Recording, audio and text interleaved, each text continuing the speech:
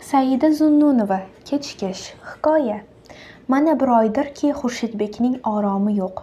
Yursa ham, tursa ham onasining ma'yus mehribon nigohi ko'zidan ketmaydi. Avvaliga ta'ziyaga kelgan odamlar bilan ovunib yurgan ekanmi, ularning oyog'i to'silgandan keyin ko'ngilni ezadigan bir jimjitlik ichida qolgandek edi. Onasi bir tomondagi kichkina uychasida indamaygina o'tirsa ham hovlilarining fayzi ekanligi endi bilinyapti. Xurshidbek sekingina so'lish olib o'sha uy tomonga qaradi. Derazasi ham eshigi ham yopiq. Uyning hozirgi sokin, jimjit turishi ham onasiga o'xshab ketdi. Onasi hamisha o'g'lini ayab andisha bilan yashadi.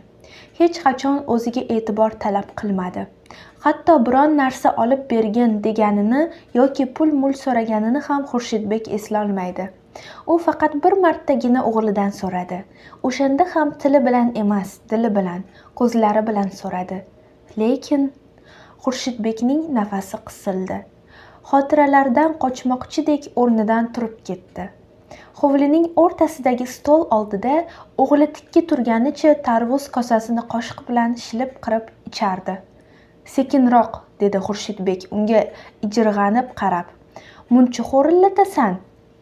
Bola otasiga bir qarab qo'ydi-yu, og'zini qo'llari bilan artib, devorga suyog'lik velosipedi tomonga yurdi. Po'choqni kim oladi? O'g'li yana boyagiday nigoh bilan unga qaradi. Zarda aralash po'choqni olib, borib axlat chelagiga tashadi-da, velosipedini yetaklab ko'chaga chiqib ketdi.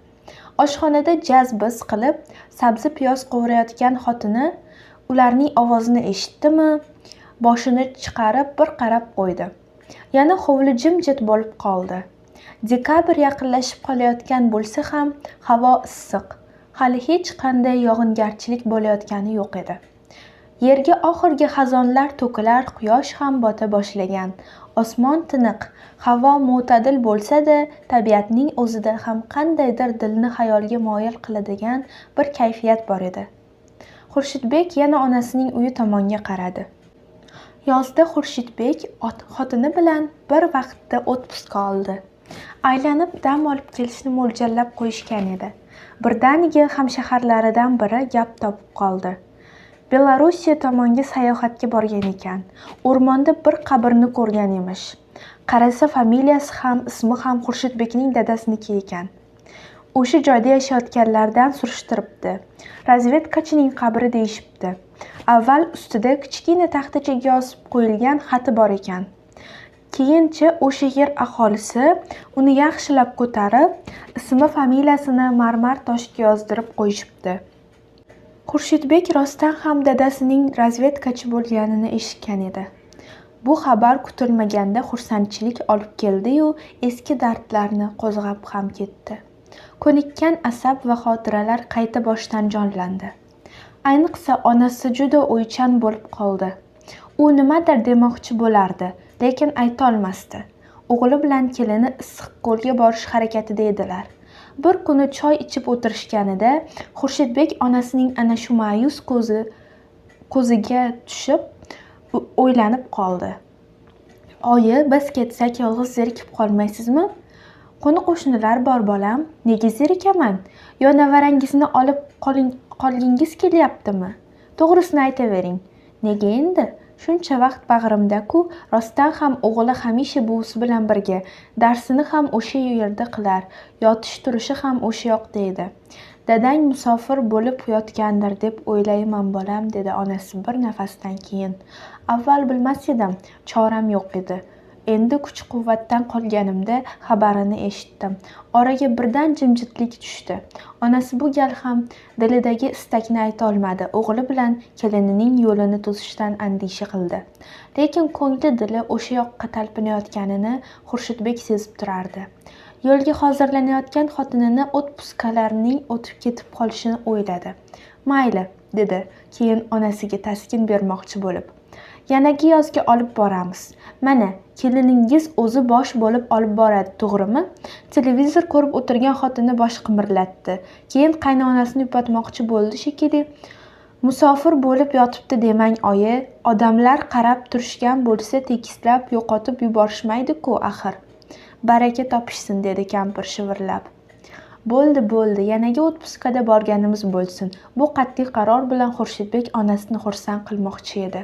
Lekin kampir indamadi, g'alati bir kulimsirab qo'ydi xolos. Uning shunaqa odati bor edi. Hech kimga gap qaytarmas, biron narsadan norozi bo'lganda ham bir xo'rsinib indamay qo'ya qolardi. Bu gal ham shunday qildi. Balki hech kimga muhtoj bo'lmagan yoshlik paytlarini eslagandir. Balki o'zining kundan kun kuchdan qolayotganini, yanagi yozga bor yo'qligini o'ylagandir. Balki hayotda muqaddas kechiktirmay tavof qiladigan narsalar borligini tushunmagan ikkita nodonning ustidan kulgandir. Har qalay u nevarasi bilan mung'ayib darvoza kesakisiga suyanganicha qoldi-yu, Xurshidbek xotinini olib Issiqko'lga ketdi. Xurshidbek yana bo'g'ilgandek bo'ldi. Xotini oshxonadan chiqib, o'radan turib olib kirib ketdi. Eriga g'alati bir qarash qilib qo'ydi.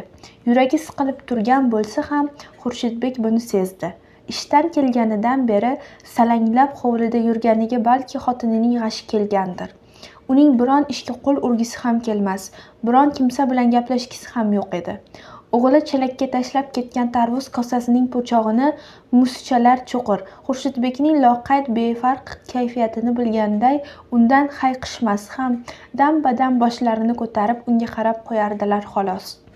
Onasi kishi bilan musichalarni boqib chiqardi. Qor yog'ib don topish qiyin bo'lib qolganida qora qurt musichalar shumshayib shu hovliga yig'ilishardi. Kampir nonlarning uvog'i bormi, qolgan qutgan ovqat bormi, ularga to'qib berar. Ular ham hech bir cho'chimay onasining oyoqlari tagida yuraverishardi. Xurshidbekning nazarida musichalar ham o'ziga o'xshab yetim bo'lib qolgandek edi. U shu topda musichalarga don bergisi kelib ketdi. Uyga kirib idishlarini qaradi. Qolgan ovqat topolmadi shekilli yarim piyola guruch olib chiqib, tarvuz po'chog'i yoniga sochdi. Uning niyatidan bexabar musichalar qo'rqib uchib ketishdi. Oshxonadan chiqqan xotinining ko'zi yerda sochilib yotgan guruchlarga tushdi. Esingiz joyidami o'zi? Guruch bilan boqib bo'larkanmi? Yo'lga sepganingizni qarang-a. U shunday dedi-yu, jahl bilan supurgi olib kelib, guruchlarni bir chetga supurib to'plab qo'ydi. Xurshidbek xo'rsinib nari ketdi. Uning ich-etini yeb yotgan armonni faqat o'zi bilardi. Onasi shu bittagina o'g'lini deb umrini o'tkazganini, qaysi hasratda boqqanini ham faqat o'zi bilardi. Qanday unutadi-yu, qanday ko'nikadi endi. Bir xil toshbag'ir odamlar bo'ladi. Ular uchun hamma narsa oson, unutish ham, sevish ham, ajralish ham. Ular ko'p qabrlarni ko'radilar-ku va qalblarni yara qiladilar-u o'zlari beshikast qolaveradilar. Ota-onadan ajralish ularning yo'qligiga ko'nikish oson ekanmi? Ayniqsa yuragingni armon tirnab yotganda, qani endi hozir tirik bo'lsa poyezdda emas, boshiga ko'tarib piyoda olib borishga ham rozi bo'lardi. O'z oromini o'yladi-yu, lekin onasining bunaqa pishib qolganini xayoliga ham keltirmasdi. Bo'lmasa juda ham qarigan emas edi. 65 ga kirgan edi. 80-90 ga kirib yurganlar ham bor-ku, biroq onasi tekis hayot kechirmadi. Kelinchakligida tul qoldi. Ota diydorini ko'rmagan farzandining ustida balki kechalari yum-yum yig'lab chiqqandir. Qaynonasi qaynotasini ko'mdi. Bitta qaynsinglisi janjal qilib hovlining yarmini bo'lib olib birovga sotib yubordi. O'rtaga devor urildi. Bir parcha hovli bilan yarim sotilgan uyda qolishdi. Qizining bebaxtligidan xafa bo'lib ketgan buvisi ham bevaqt olamdan o'tdi. Yagona tasalli beradigan kishisidan ham ajralgan ona butun mehri, butun umidini Xurshidbekka tikdi. Avvallari artelda, keyinchalik fabrikada ishladi. O'g'lini yaxshi kiyintirdi, yaxshi yedirdi. Lekin charchab, ishdan bir ahvolda qaytganini Xurshid necha martalab ko'rgan. Yana o'sha charchoqlik bilan mashina g'ildiratib, ish tikkalaridan uning biqinida allamahalgacha uxlamay o'tirardi. O'g'lining bo'yi cho'zilgan sayin onaning quvonchi ortgandek, qaddi tiklanayotgandek bo'lardi. Bu quvonchni ham Xurshidbek uning ko'zlaridan sezib turardi. Balki ko'rmagan baxti, topmagan huzurlarini ana shu o'g'ilchasidan dilida kutib umid qilib yashagandir. Lekin o'g'li nima qildi? O'zining hozirgi holatini yengillatadigan, yuragiga yorug'lik tushiradigan biron xatti-harakatini eslay olmasdan dog'da edi u.